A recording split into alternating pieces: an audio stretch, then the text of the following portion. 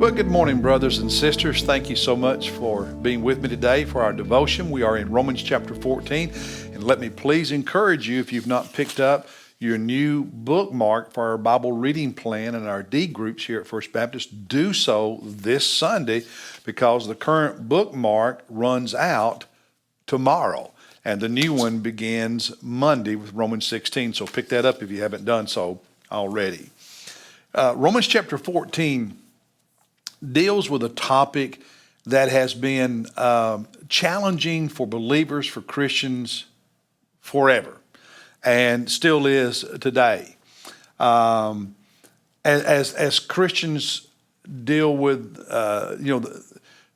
different understandings and expectations of social rules and norms and expectations of legalism versus freedom, various customs, traditions, and cultural traditions, cultural differences, weak and strong believers, and all of that. And in Rome, the church had believers from both a Jewish background and a Roman Gentile background, and they brought with them into the church differences, cultural differences,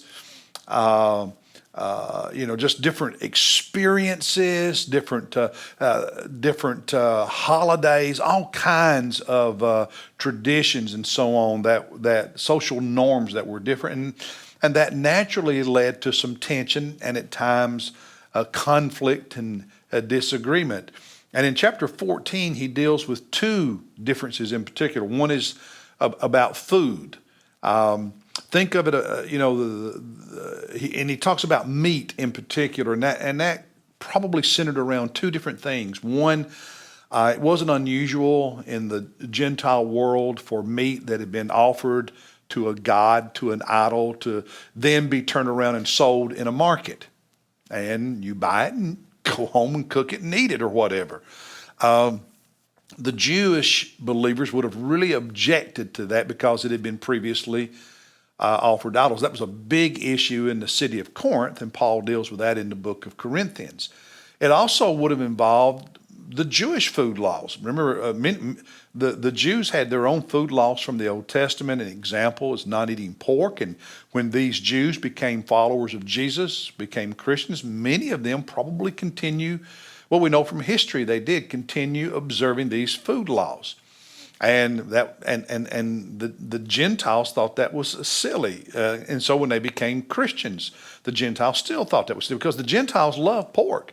I mean, some of these Jewish believers would have struggled to be at my home July 4 when I had my pulled pork barbecue, okay, and my baby back ribs and all of that would have been a problem for them. And so these differences on meat and food laws created some conflict and tension in the church. And then the festivals, he talks about special days because the Jews would have had their special feasts and festivals and holidays. Well, the Gentiles did as well. And which ones do you observe? Now, Paul makes the point here and in Corinthians that because we are free in Christ, none of these food laws matter. None of these holidays matter. You're free to observe them, not observe them, to eat, not eat. And those are the strong in faith because they realize that in Jesus all that becomes irrelevant. But some people, because of their traditions and culture and just different things, and he calls them weak here and in Corinthians, their faith is troubled by if they eat those foods or see others eating those foods, or if they observe those holidays or don't, or see others doing or not, and all of that.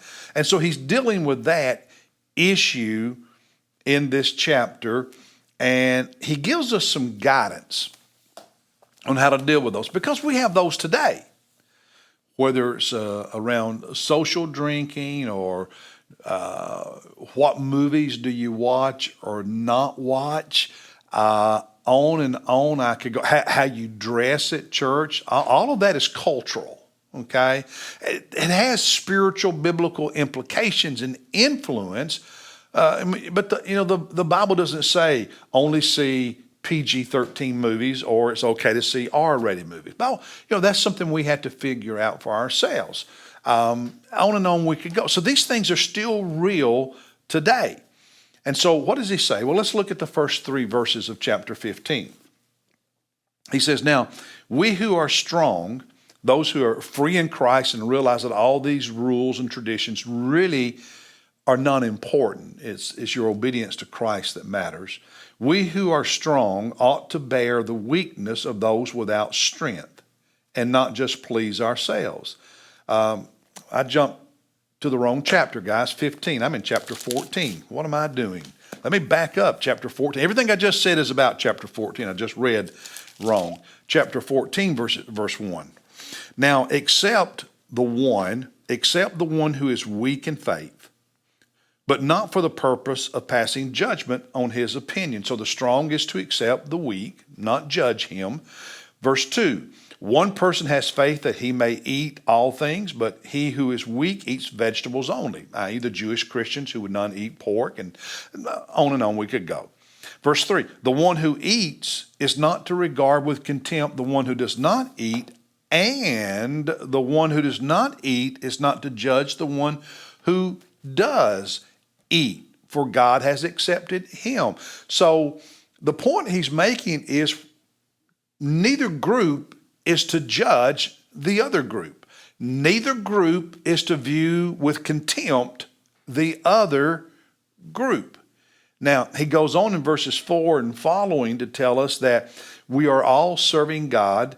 We're his servants and accountable to him, and he's going to judge us. So don't judge the other one, because God will take care of that.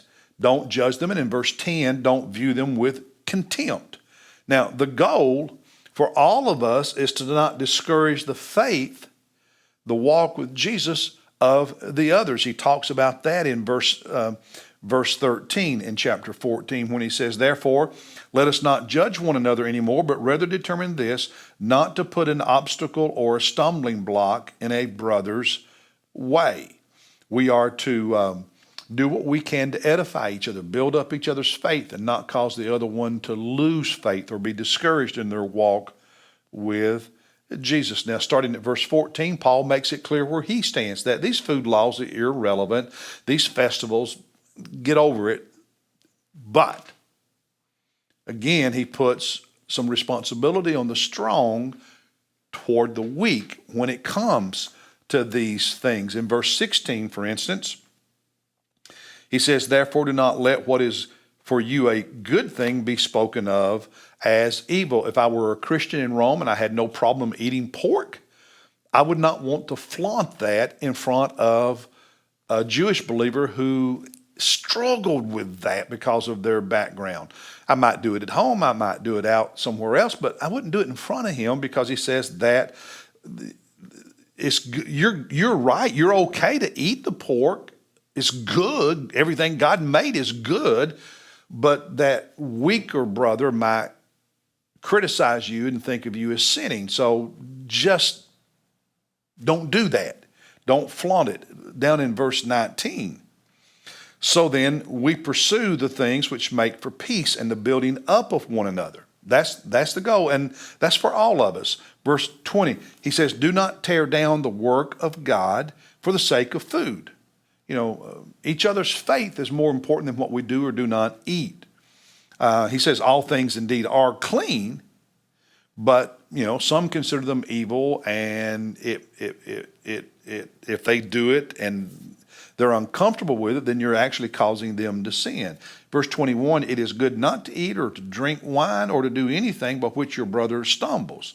The faith which you have as your own conviction. In other words, if I'm strong of faith, I'm not to give up my belief and conviction because of these weaker brothers, but I'm not to weaken their faith by flaunting my freedom in front of them, is the point that he's making. Now, Paul makes it clear that there is a greater responsibility on the part of the strong in faith, that we can choose not to do behavior that discourages other believers. And we are not to judge the weaker believers, but he also makes it clear the weaker believers are not to judge or view with contempt the stronger believers. So he puts more, but he does put more responsibility on the stronger believers, those who are strong in faith and are not hung up on all these cultural things. But he does say again, the weak ones, don't judge the strong ones and view them with contempt. Both are humbly to work for unity. The strong need to be patient with the weak, and the weak need to learn and grow, and both groups accept each other and love each other. Now, what does all this mean? You have to figure out how to get along. The weak cannot use their weak faith and rules like a sledgehammer over the strong, and we've all seen that. It leads to legalism. Neither can the strong flaunt their freedom. We've all seen that. Somehow, loving one another, coexisting, edifying one another, helping one another. You see, it's about relationships. It's just like in your family. You have to figure things out. So you do in the church among fellow believers. And that's, in essence, where we're at. He'll talk more about that in chapter 15, which I started reading a moment ago, as we look at that tomorrow. I'll see you then.